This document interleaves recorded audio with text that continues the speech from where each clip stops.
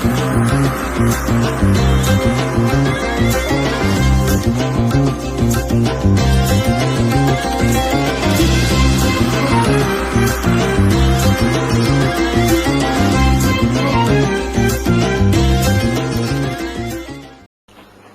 عیسیٰ کی دنیا میں دوبارہ آمد پر نصارہ اور مسلمان سب متفق ہیں. دوسری جانب ایک مہدی یا آخر الزمان کی آمد اور ظہور کے اہل تشیع اور اہل سنت سب یقین رکھتے ہیں.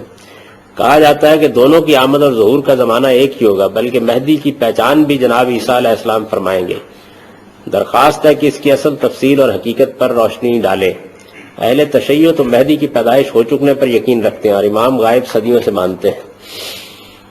قرآن میں ایسی کوئی بات نہیں ہے، کسی صحیح حدیث میں بھی ایسی کوئی بات نہیں ہے.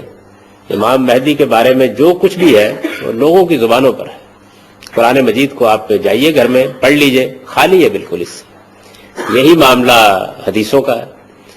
حدیثوں کی کتابوں میں بھی کسی صحیح روایت میں کوئی ذکر نہیں ہے کسی امام مہدی کے آنے کا. قیامت کی نشانیاں بیان ہوئی ہیں، آثار بیان ہوئے اور بہت سی باتیں بیان ہوئی ہیں، اور ابھی حدیث جبریل آپ نے دیکھی ہے اس میں بھی بیان ہوئی ہے، لیکن کہیں ذکر نہیں ہے اس کا. بعض ضعیف روایتوں میں البتہ یہ ذکر آیا ہے، اور ان کی بھی تحقیق کی جائے تو معلوم ہوتا ہے کہ وہ زیادہ تر اہل تشیع کی روایتیں ہیں جو ہماری کتابوں میں بھی آ گئی ہیں. اس سے زیادہ اس کی کوئی حقیقت نہیں.